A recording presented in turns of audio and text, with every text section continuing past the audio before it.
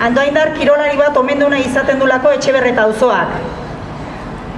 Eta bere ibilbide eskertzeko asmoz, omenaldi sentitu hau, Pako Agirre Aranaldari egokitu zaio aurten.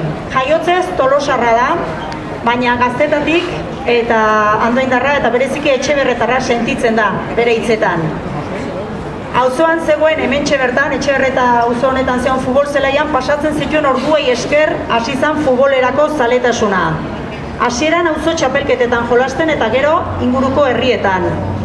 15 urterekin Andoaingo Euskaldunako futbolean juveniletan hasi zen eta bere kirol ibilbide guztia futbolari lotu egonda. 5 urtez Euskaldunan aritu zen lehendabizi, juveniletan eta 3. mailako taldean. 20 urterekin Gasteizko Alabes taldeak fitxatu zuen 2 urtetarako. Eta 22 urterekin berriro Andoainara bueltatu zen Euskaldunara, eta 28 urte bitartean futbolari gisa jokatzen ibili zen Euskalduna.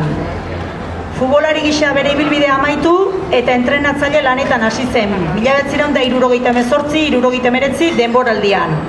Eta 85 arte, 1985 urtera arte, juvenilak erregionala eta Hernani taldea ere entrenatu zituen. 85. urtean futbola guztiz utzi bazuen ere, betidanen ikustet oso maitatua dula eta jarraitzen dula egun ere Andoaingo Euskalduna futbol taldea. Beraz, Euskaldunako futbol taldearen historiaren partaide garrantzitsu bat da Pako, eta gaur Etxeberreta auzoak merezi duen omenaldia egin nahi dio hainbeste maite duen auzo honetan. Andoaindar ezagun eta krosera etorri zeraten guztion izenean. Jaso dezagun txalo zaparra handi batekin Pako Agirre Aranalde. Roberto Cabrejasen anaiak emango dio plaka.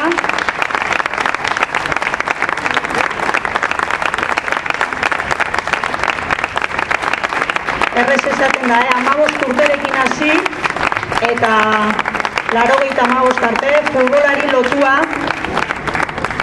kirol ibilbide luzea eta oparoa izan du futbolari bezala eta entrenatzaile bezala, eta gaur ondo merezitako omenaldia Etxeberreta auzoaren izenean.